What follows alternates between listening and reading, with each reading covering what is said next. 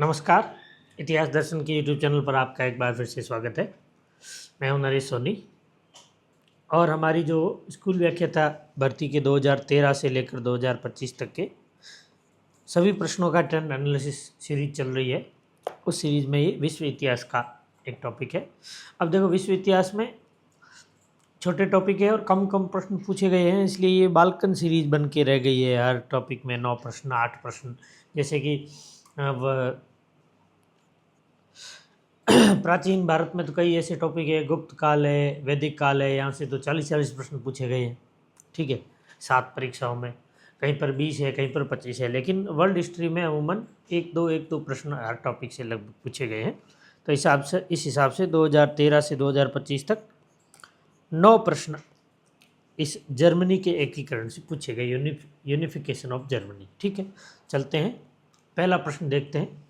गैस्टाइन के कन्वेक्शन 1865 के द्वारा प्रसा को कौन सी डची दी गई? 1 स्लेस्विग, 2 स्वॉर्जबर्ग, 3 हॉलस्टाइन, 4 श्वासन और 5 लोटली प्रश्न। तो इस प्रश्न का सही उत्तर है 1 स्लेस्विग। देखिए क्या हुआ कि 1864 में प्रसा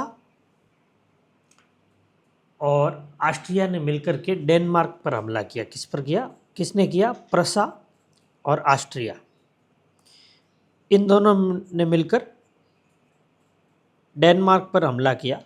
तो डेनमार्क के पास ये जो स्लेस्विग,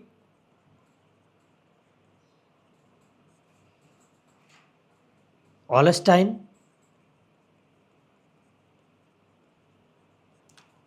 और लॉयनबर्ग,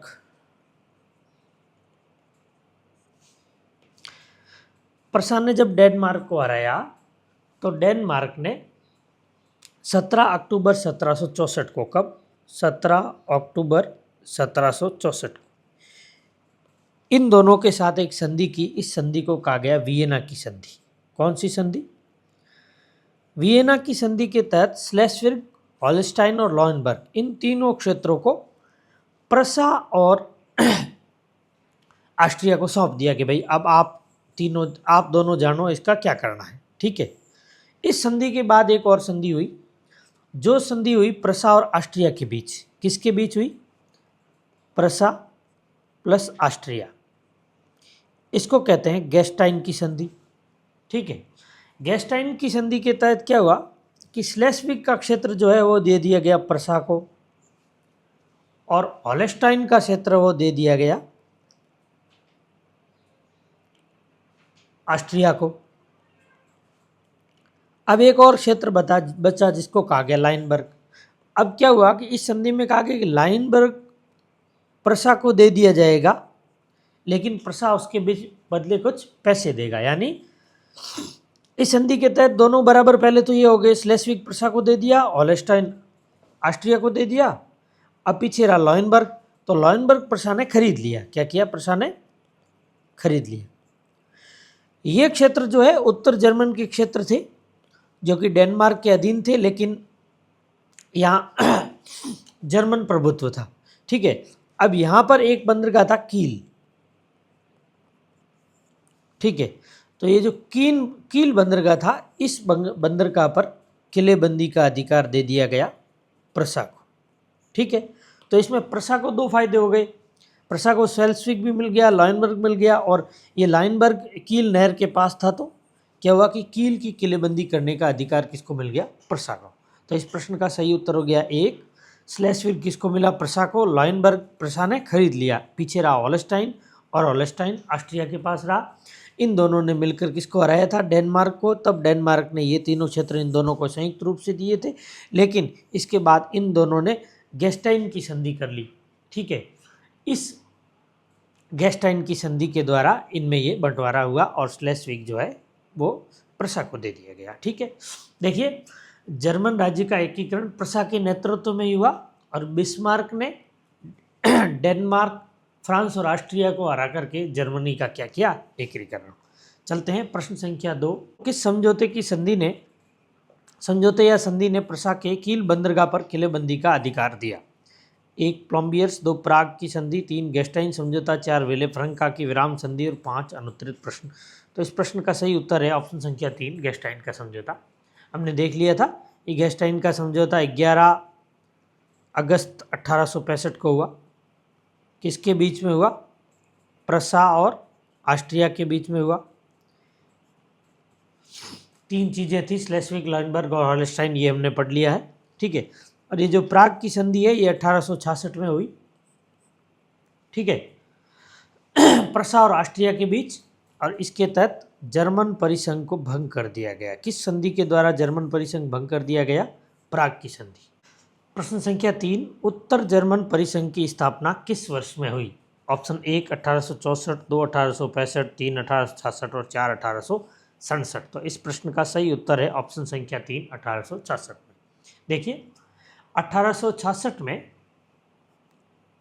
बिस्मार्क के नेतृत्व में, किसके नेतृत्व में? बिस्मार्क के नेतृत्व में 21 जर्मन राज्यों ने एक संघ बनाया जिसको उत्तर जर्मन परिसंघ कहा गया। उत्तर जर्मन परिसंघ कब बना? 1866 में। कितने जर्मन राज्य थे? 21 जर्मन राज्य थे। और इसका नेतृत्व किसने किया था? बिस्मार्क या प्रसा ने। अब देखिए हुआ क्या था कि 1866 में एक संधि हुई, प्राग की संधि। कौन सी संधि हुई? प्राग की संधि। प्राग की संधि जो हमने पहले पढ़ी थी कि सैडोवा के निर्णायक युद्ध में बिस्मार्क ने ऑस्ट्रिया को हरा दिया। इसके बाद प्राग की संधि हुई और प्राग की संधि के द्वारा 1815 में एक संघ बना था। 1815 में 39 जर्मन राज्यों का एक संघ बना था। कितने जर्मन राज्यों का? 39 जर्मन राज्यों का एक संघ था जिसको जर्मन परिसंघ कहा जाता था, जर्मन संघ कहा जाता था। क्या कहा जाता था? जर्मन संघ की स्थापना हुई थी 1815 में। ये 39 राज्यों का था और इसकी अध्यक्षता कर रहा था ऑस्ट्रिया। किसके नेतृत्व में हुआ? ऑस्ट्रिया के नेतृत्व में। लेकिन 1866 में प्राग की संधि हुई, इस जर्मन संघ को भंग कर दिया। अब ऑस्ट्रिया की जगह एक नया उत्तर जर्मन परिसंघ बना।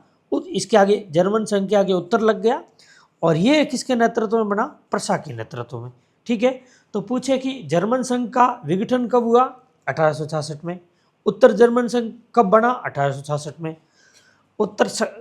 जो जर्मन संघ का नेतृत्व ऑस्ट्रिया कर रहा था, उत्तर जर्मन संघ का नेतृत्व प्रसा या बिस्मार्क कर रहा था, ठीक है। पहले वाले में 39 जर्मन प्रांत थे और दूसरे वाले में 21 जर्मन प्रांत थे। तो इस प्रश्न का सही उत्तर गया ऑप्शन संख्या 3। आगे चलते हैं प्रश्न संख्या 4। जर्मनी के राजनीतिक एकीकरण से पूर्व जर्मनी के आर्थिक एकीकरण में किस व्यवस्था ने योगदान दिया था? ऑप्शन संख्या 1 मैटरनिक पद्धति, 2 ज़ोल्वरिन, 3 फ्रैंकफर्ट संसद और 4 राइन संघ। इस प्रश्न का सही उत्तर है ऑप्शन संख्या 2 ज़ोल्वरिन। देखिए एक व्यक्ति था फ्रेडरिक लिस्ट। कौन था? Frederick List. इस व्यक्ति को जर्मन रेल मार्ग का जनक कहा जाता है। इसी ने सबसे पहले कहा था कि जर्मनी, जो जितने भी जर्मनी के प्रांत हैं, इनकी सीमाओं में निःशुल्क व्यापार की नीति लागू होनी चाहिए। इसी विचार को मानते हुए 1819 में प्रसा ने एक छोटा सा राज्य है श्वार्ज़बर्ग सौंदरशोसन, श्वार्ज़बर्ग सौंदर शोषण, इसके साथ एक संधि की। इस संधि को ज़ोल्वरिन संधि कहा गया। क्या कहा गया? ज़ोल्वरिन संधि कहा गया। इसके तहत ये सीमा शुल्क संधि थी। इसके तहत जो जर्मन राज्य है इसके अंदर सीमा शुल्क के साथ निःशुल्क व्यापार प्रारंभ हुआ और आगे चलकर 1850 तक सभी जर्मन राज्य इस संधि के क्या हो गए? सदस्य हो गए, ठीक है। तो इस प्रकार राजनीतिक रूप से एकीकरण से पूर्व आर्थिक एकीकरण किसके द्वारा हुआ? ज़ोल्वरिन। ज़ोल्वरिन की स्थापना कब हुई? 1819 में। प्रसा और श्वार्ज़बर्ग सौंदरशोसन के बीच एक संधि हुई जिसको ज़ोल्वरिन संधि कहा जाता है। इसके कारण ज़ोल्वरिन संघ का निर्माण किया गया, ठीक है। फ्रैंकफर्ट संसद ये 1848 में आहुत हुई थी। ये जर्मन राज्य इसमें मिले थे और इनमें जर्मन राज्यों ने 2 नारे दिए थे, ये महत्वपूर्ण है। पहला तो है आइना हाइट। कौन सा है? आईना हाइट। इस आईना हाइट का मतलब होता है एकता, और दूसरा नारा है फ्राई हाइट। कौन सा है? Fry height. क्या है? एकता, और दूसरा है स्वतंत्रता। अब एकता और स्वतंत्रता पूछता है, कभी कभी इसका जर्मन शब्द पूछ लेता है कि आईना हाइट और फ्राइना हाइट का संबंध किससे है, तो वह कब किससे है? फ्रैंकफर्ट संसद से, और ये कब हुई थी? 1848 में। ठीक है, आगे राइन संघ है। तो राइन संघ का निर्माण तो क्या है? 1806 में नेपोलियन ने पवित्र रोमन साम्राज्य का अंत करके उसकी जगह सभी जर्मन राज्यों का एक संघ बनाया था, जिसको राइन संघ कहा जाता है। ठीक है, तो आगे चलते हैं। जालवरीन आर्थिक एकीकरण से संबंधित है, एक ऐसी संधि है जिसके तहत उन राज्यों के बीच निःशुल्क व्यापार किया जाता है या शुल्क मुक्त व्यापार किया जाता है। आगे चलते हैं, प्रश्न संख्या 5। फ्रांस प्रसा युद्ध में प्रसा का सेनापति कौन था? 1 बिस्मार्क, 2 वॉन रून, 3 वॉन मॉल्टके और 4 विलियम केसर। तो इस प्रश्न का सही उत्तर है ऑप्शन संख्या 3, वॉन मॉल्टके। वॉन रून है, ये तो युद्ध मंत्री था। कौन था? जो मंत्री था वो तो वॉन रून था, और सेनापति था वो कौन था? वॉन मॉल्टके। देखिए, जर्मनी का पूरा एकीकरण जो है ना, बिस्मार्क ने 3 युद्धों के माध्यम से किया। किसके माध्यम से किया? 3 युद्धों से। पहला युद्ध किया डेनमार्क के साथ 1864 में। ठीक है, इसके बाद वियना की संधि हुई और ये तीनों क्षेत्र इनको दे दिए गए। दूसरा युद्ध हुआ ऑस्ट्रिया के साथ। ठीक है, ये हो गया आपके 1866 में। इसके बाद इसके अंतर्गत एक महत्वपूर्ण युद्ध लड़ा गया, जिसको सेडोवा का युद्ध कहा जाता है। निर्णायक युद्ध था वो, सेडोवा का युद्ध था, सेडोवा का युद्ध। और फिर प्राग की संधि होगी, जैसा कि हमने आगे वाले प्रश्न में पूछा। अब देखो, फ्रांस और प्रसा के बीच युद्ध हुआ, ये तीसरा युद्ध था फ्रांस और प्रसा के बीच। ये युद्ध हुआ आपके 1870। इसमें जो निर्णायक युद्ध जो हुआ सितंबर 1870 को फ्रांस को किसने? प्रसा ने हरा दिया, और अगले दिन नेपोलियन ने क्या किया? आपके 84,000 सैनिकों के साथ समर्पण कर दिया। और इसके बाद एक संधि हुई, उस संधि को कहते हैं फ्रैंकफर्ट की संधि, जो कि हम आगे प्रश्न पूछा गया है, उस प्रश्न को अपन देखेंगे। तो क्रमशः पूछे कि प्रसा ने युद्ध जो किए किन किन के? डेनमार्क, ऑस्ट्रिया और फ्रांस। देखो, डेनमार्क के साथ जब युद्ध किया तब ऑस्ट्रिया इसके साथ था, पर जब ऑस्ट्रिया के साथ युद्ध किया तो फ्रांस को साथ देने को कहा, फ्रांस ने साथ नहीं दिया, इसलिए फ्रांस से भी युद्ध कर लिया। तो ये डेनमार्क, ऑस्ट्रिया और फ्रांस, ये सेडोवा का युद्ध है, और इसमें जो युद्ध होगा वो सेडॉन का युद्ध होगा, सेडॉन का युद्ध। ठीक है, सेडॉन के युद्ध को 7 सप्ताह का युद्ध भी कहा जाता है। आगे चलते हैं, प्रश्न संख्या 6। जर्मनी के एकीकरण में ऑस्ट्रिया और प्रशिया के मध्य निर्णायक युद्ध कहाँ लड़ा गया? तो आप देखोगे सेडोवा में जुलाई 1766 को, हमने पढ़ लिया था, जुलाई 1766 को ये वॉन मॉल्टके ने सेडोवा का युद्ध लड़ा गया इनके बीच में। इस सेडोवा के युद्ध को कॉनिग्राज का युद्ध भी कहा जाता है। कॉनिग्राज का युद्ध, 7 सप्ताह का युद्ध। ठीक है, क्योंकि ये युद्ध 7 सप्ताह लड़ा गया, या निर्णय 7 सप्ताह में है, इसलिए 7 सप्ताह का युद्ध सेडोवा का युद्ध या कॉनिग्राज का युद्ध हुआ, जिसमें ऑस्ट्रिया और प्रशिया के बीच, ऑस्ट्रिया और प्रसा के बीच हुआ सेडोवा का युद्ध जुलाई 1766 में। आगे चलते हैं, प्रश्न संख्या 7। राजनीतिक एकीकरण से पूर्व, ये प्रश्न आपके 2022 में भी पूछा गया, तो इस प्रश्न का सही उत्तर है ऑप्शन संख्या 2, ज़ॉल्वरीन। आगे चलते हैं, प्रश्न संख्या 8। जर्मनी का एकीकरण किस राज्य के नेतृत्व में हुआ? ऑप्शन संख्या 1 वुटेम्बर्ग, 2 सैक्सनी, 3 प्रसा और 4 हैनोवर। तो इस प्रश्न का सही उत्तर है ऑप्शन संख्या 3 प्रसा। देखिए, ये सैक्सनी, प्रसा और हैनोवर, ये 3 तो आपके थे उत्तरी जर्मन राज्य, और वुटेम्बर्ग दक्षिणी जर्मन राज्य में था।